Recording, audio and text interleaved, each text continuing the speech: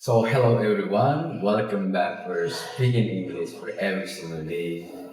I'm about to show you my daily routine, such ironing. Or have you ever do ironing before?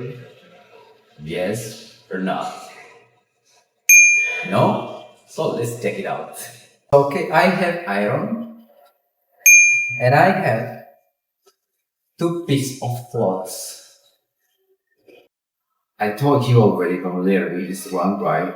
The iron, the cable, and the temperature control knob. We can tune in the temperature by clockwise and tune it down by counterclockwise to choose the suitable temperatures. And sometimes it depends to the material of your clothes. And this is the ironing board. And I will plug it in. And the next is we will glide it back and forth or moving back and forth.